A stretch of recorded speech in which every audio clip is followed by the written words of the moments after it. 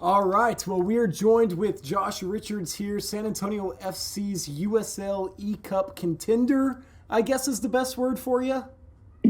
Yeah, I think so. Player, contender, champion, hopefully here pretty soon. Welcome to the San Antonio Soccer Roundtable. Thank you for joining us. Yeah, I'm excited to be here. Absolutely, man. So I think before we get started here, all of us were kind of tell us a little bit more about like the E League, about Rocket League, the competition, just some of the strategy involved, your hours played. Give us a little quick overview for those that maybe aren't familiar with Rocket League. Yeah, so Rocket League, very similar to soccer. Normally it's 3-on-3 or 2-on-2, but the USL has decided to do one-on-one competition. Obviously, there's cars and you pick up boost, which helps your car go faster. You can fly, you can flip, all that stuff.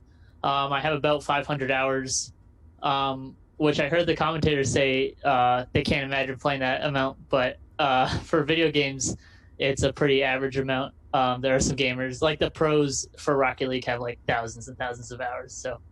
So this is over the course of like 4 years, 5 years, a month? Yeah, Okay. yeah, I've been playing since January of 2016. Okay. So, yeah. I saw you had the OG tag there on your handle. Is that what that's indicative of? Yeah, that I think they gave those to a bunch of players that started playing pretty early on. So Very cool. So 500 hours now with Rocket League, former ETP Academy player for San Antonio FC. If you didn't see the broadcast earlier, they did mention that. Tell us a little bit about that playing and training with the ETP Academy and what your journey started off as for San Antonio FC. yeah, I loved the ETP. Growing up, my club soccer was never the best. I didn't play at any huge clubs in San Antonio really. Um, but made the ETP, and it was amazing. It's such a fun group of guys. The coaching staff is amazing. The quality is unreal. It's everyone there is amazing. The speed of play is so much fun. I got so much better there. So that's basically where I started with SAFC, and then sort of kept in touch with some of the coaches there, especially like Jeremiah, one of the academy coaches. He's helped me a lot in my career so far. And yeah, just sort of stayed in touch with those guys. And then when I saw that the USL was doing the E League, I just was hopped on Twitter, tweeted at SAFC. Luckily, they saw it, and now here I am. So it was that simple. Like I was curious, that was going to be one of my questions, is what that process looked like when you found out, or did they sign you to a 1 month contract, or how did that work? Man? Which the terms are always undisclosed. I know. Yeah, yeah. No, I woke up one morning, saw that the USL was doing this Rocket League tournament. I was like, oh, this is amazing. I think I'd be great for SAFC. Obviously, have a lot of experience with Rocket League, and being a former ETP player, I think I'd fit right in. So I just hopped on Twitter and I berated SAFC. I sent them like 2 or 3 tweets just listing reasons. I was like, hey, I want to be on the team for this and this and this. And then they messaged me, and here we are. Hey, shooters shoot, right? That's what you Yeah, got to exactly. do. No, Well, real quick, does the bracket work? Because I know you're kind of in the Copa Tejas bracket and the Riverhounds. Is it top 2? Is it the top 1? Who goes out? And then is it lose and go home kind of thing? Yeah, so it's the same format as the World Cup. So the top 2 teams in each group will move on, and then a single elimination after that. so today you obviously had a very impressive victory. I know you said that you had a chance to kind of catch some of the other matches, so we'll get into who you think, might give you an actual run for your money, because today it seems like at times were you practicing for future matches, just honing some of those skills there a little bit when you let that one go in, or what was kind of your process in today's match? Yeah, on the ones that I let in, I was just sort of like, I have a huge lead. I'm just going to go just try and score the weirdest goal I can, and just sort of forgot about defense. So that'll happen. I'm definitely, I think RGV has a pretty decent player. RGV's got a good one. Yeah, that's going to be a fun matchup. Looking forward to that one. That'll definitely be my most competitive in group stage. After that, we'll see. So I'm just curious, you mentioned the different trick goals that you kind of scored. And as I was watching, I was wondering, if that's what you were going for. So I saw the one where you hit it in reverse. Now, I don't know if there's names for these like in skateboarding and I'm just not aware of it. But which one was your favorite? Was it the backwards goal? Was it the flip in the air? The pass to yourself? I mean, there were so many. Geez, I don't know. The backwards goal was definitely nice. There was one where I got the ball at about midfield on the right wall and carried it on top of my car and then flicked it over. I think that one was probably my favorite. I've been working on those flicks for a little while, so to be able to execute one in game is pretty nice. Well, and then that last one I saw where you thought you already had it from like midfield and then drove back to your own goal and it just missed. The showboating. Yeah, okay. I hated that narrative. Basically, so I definitely shot it, but I was in the air and I only had like 13 boosts left. Okay. And I knew that my opponent had more boosts than I did, or more than likely had more boosts. So I wasn't driving back to like showboat and be cocky. I knew I wasn't going to beat him, so I wasn't going to risk the counterattack. So I went and collected boost and then waited for him to hit it again. And see, that's why we have you on the show, Josh, to defend yourself against that. Yeah, and tell us the strategy. I didn't like that the commentators called me out like that. So how important is boost in Rocket League? Like, I know that's probably one of the key factors when it comes to strategy and stuff like that. Get into a little bit of the strategy for us. Yeah, so especially in 1v1, boost is like the most important thing. What's going to win you games is how you control your boost and how you control the ball. So the person with the most possession will probably win, but the person who uses their boost the best will guaranteed win. So there's a lot of stuff you can do. For me, if I have the ball in the attacking half and I realize that I'm not going to be able to get a shot off, I'm going to go and I'm going to try and steal that person's boost. Their corner boost. So the boost in the corners and at midfield, you get a full tank of 100 boost. So then I'll go and steal those boosts. That way, A, I get some boost, and B, the opponent doesn't have any boost. Gotcha. And especially in 1v1, it's like pixels, basically. So if you hit the ball, if you go into a 50-50 challenge and you hit the ball just a little to the left or a little to the right, it's going to shoot out and the opponent's going to have an open net. So boost is really important for 50-50 challenges because the more you have, A, the quicker you'll get to the ball, but B, the more power you'll hit the ball with. And so the person with the most boost will most likely win the 50-50 and get a chance for an open net. So kind of the scariest part of it to me was like the kickoffs where you talk about those 50-50 balls and stuff like that. That's actually how he scored. How do you strategize on the kickoffs? Do you just go balls to the wall and try and get there first, or do you have to kind of like fake it out and play a little bit of defense and then counter? We got lots of games. Hold on. Like, I'm learning okay, here. This amateur Rocket League player. Josh. No. We want you to win, okay? Don't worry. I'm not giving away any major strategy. Good. This is basics, Rocket the League pretty common 101. stuff. Yeah. Okay. Yeah, so for kickoffs, basically it's you want to get there first, but you also want to hit the most ball you can. Okay. So you want to hit the center of the ball. Or for me, I like hitting the center of the ball near the top of the ball. Because if you hit it to a side, you don't know where it's going to shoot out. And if you hit the bottom of the ball and the other person hits higher on the ball than you, it'll shoot behind you. So you just want to get there as fast as you can and hit it as hard as you can with the most surface of your car. Gotcha. Well, Danielle, some non-strategy session or questions here for Josh? So listen, I am going to be honest here. The last game that I played was Mario, like original Mario, not like any of these other. N64 or like. No. On the original Nintendo? Original, like this is me dating myself. Like that's it. Mario 1, Mario 3, yeah, no more. I did not go anywhere after that. Anything else, too many buttons, too many like I'm like, no, I just want to run and jump and get things. Like, no, too many buttons, too many. So no. Well, here's a question. So I noticed that it went straight by score. Do you get extra points for doing tricks, or is there like a different score for like tricks and all that stuff? No, there's not any different scores for different types of goals or anything. Does that give you boost or anything for when you do tricks, or is boost the only way you can get it to hit the things on the ground? Yeah, the only way to collect boost is by picking up the pads along the ground. Okay. See, we're getting the terminology now down too, the pads. Yeah, boost, pads, flips, aerials.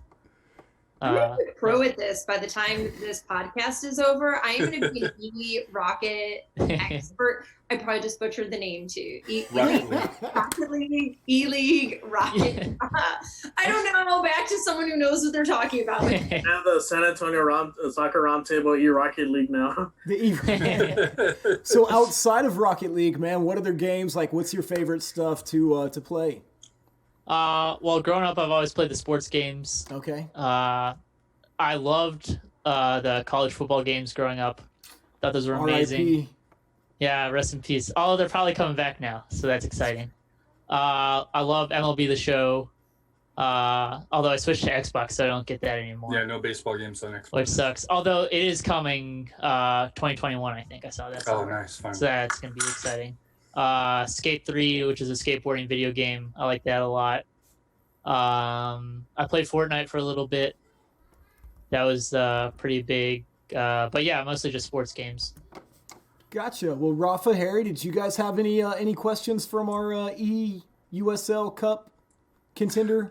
No, like I said here, I ended up watching, I think, most with the exception of the last game here. I know in Group 1, Reno with Raf Out Loud, he was pretty dominant and so bad that the North Carolina guy didn't show up for the second game. It was just out there, and he was just driving around, and then the RGV match came on, and the goal difference, because goal difference matters on on here, and Raf Out Loud kind of took it a little bit easy because there was no opponent there, but no, so he was pretty good. The interesting one to me was Phoenix Rising, which could be somebody that we face in the first stage in the knockout round, depending on if we finish first or second. I forget who it was. It's one of their center backs, but he would lay back and do the counterattack, where he would be inside the goal, and then he'd be able to attack it and then have that boost and be able to counter it back, which I thought was an interesting strategy. And then of course in Group 4, RGV, in San Antonio, both seem to be the class of the division on that. And, as Mike Watts mentioned here, the RGV San Antonio match will be the one to watch in this group. Yeah. Assuming that no other ringers come in, because I think there's 3. There's the captain and 2 alternatives on the, on the roster that was submitted. So, yeah, that's the only thing I'm worried about, because I just have no idea what anybody's alternatives are going to be like. Right.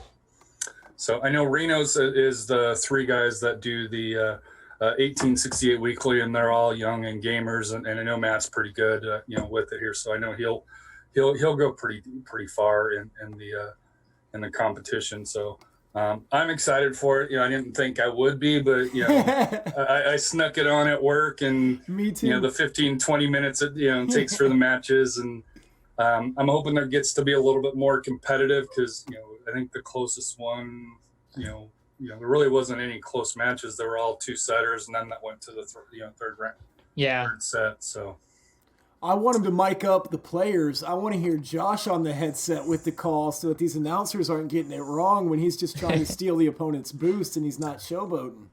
Well, that would have been the interesting part, is if excuse me, if they had a post game with it where you just had a quick interview with both sides to see how it went.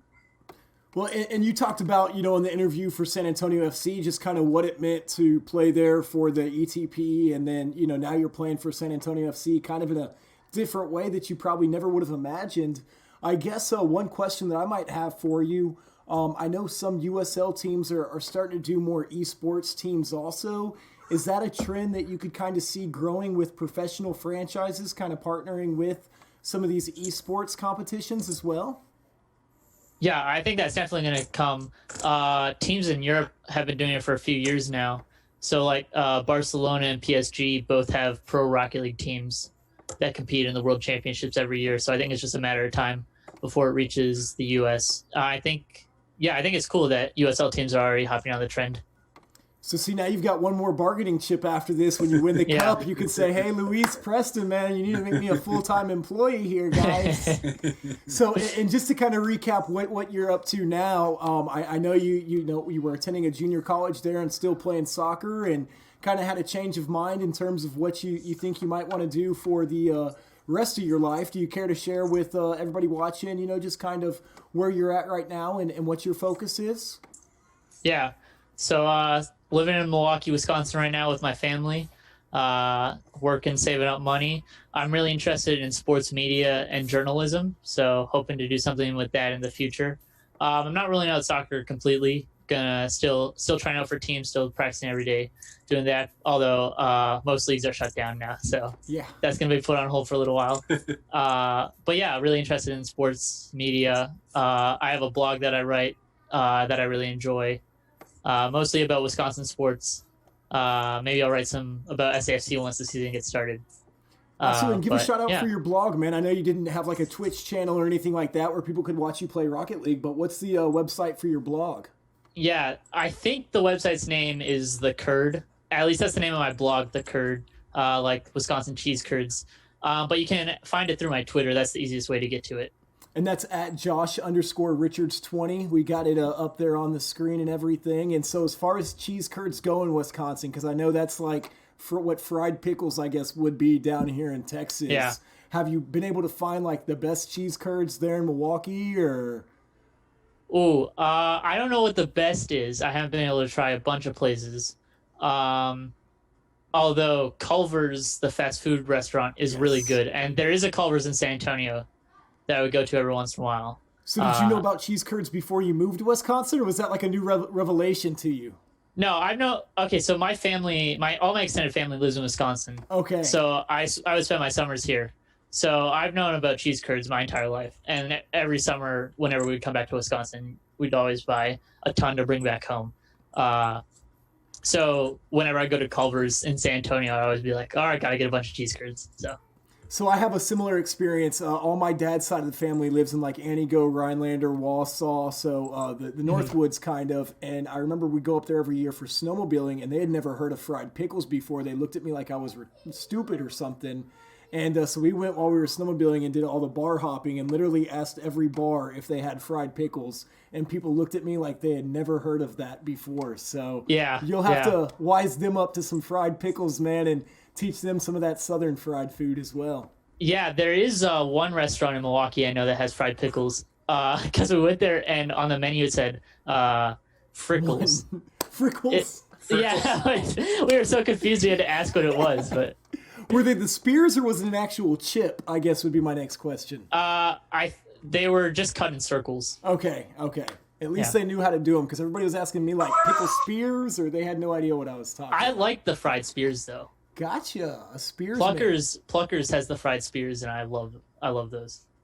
Well, Josh, we're wishing you the best of luck, man. I appreciate you coming on and just kind of short notice and teaching us a little bit about Rocket League. We'll be cheering you on and finding different ways to try and show you our support during the matches and everything. I don't know if we can come up with some sort of way for a quarantine tailgate party or some chants or something, but we're going to have to figure something out to help fill this void that I think everybody's feeling right now with the lack of sports. Yeah, well, thanks for having me on. And honestly, thank you to all the SAFC fans. The support I've been receiving these past couple of days has been unreal. Nothing I expected. So hopefully I'm going to keep winning. Going to last a while in this tournament. All you got to do is beat RGV. Yeah. You have to beat RGV. Win the Copa Tejas and you'll be happy. Exactly. Because if there is no other tournament, then we get the trophy, right, Danielle? She orchestrates the Copa Tejas stuff. Default to the E-League. Default to the E-League. Yeah, hey. The founder said it, therefore it's gospel. Yeah. Sorry, Steve. For some of us that talk smack between RGV and SAFC, we are already talking smack about this, even though half of us have zero clue on how it's played. But no, wish you luck. And like I said, it was awesome, seeing you do your thing out there. And, it was amazing and beautiful. And for somebody that's played it a couple of times with my kids, I'm just like, I can't even fathom. I don't even know how he does that. Yes. Rafa, any other questions for Josh, man, before we let him go? Just good luck to him, and hopefully, like I say, he takes care of RGV. Make sure you eat a brisket taco afterwards. And then hopefully you can knock off Phoenix and whoever else comes in your way. So good luck to you. Thank you. And Danielle? No questions, because anything out of my mouth will show my complete void of meaning for the past 30 years. So no, Not good dating luck. yourself any further tonight. Rock it out for us. Josh, one last question for you, man. I just thought of any good tacos up there in Milwaukee, or is that like kind of what's the one thing you miss still about San Antonio as far as cuisine? Yeah, there's no breakfast tacos up here, so I'm definitely missing breakfast tacos. So match day, we'll have to overnight you some breakfast tacos that you can reheat from Taco or something. Yeah, that'd be awesome. And the next match day is against Pittsburgh, the Riverhounds, and it is next Wednesday, April 8th at 2 p.m. And it is, it was announced today that it is on ESPN3. So I thought that was kind of impressive. Awesome. And kudos to USLHQ on that. One of the big sports writers, pointed out that MLS has a MLS E-League that's not on TV, and USL is able to get, there's, Rocket League on ESPN Plus, or not ESPN Plus, but ESPN3. A lot of people wish it was on ESPN Plus, but we'll save that. I think in a couple of weeks it will be. I was looking this up today. I think in like 2 weeks, ESPN3 is gonna be involved with ESPN Plus. Okay. Gotcha. Very cool, Josh. And then Friday, April 10th, 4 p.m. So that's the big one against the hated RGV, rival in the group stage. All right, Josh. Well, you take care, buddy. We'll be following you and keeping in touch and everything. And thanks again for coming on with us. Yeah, thanks for having me.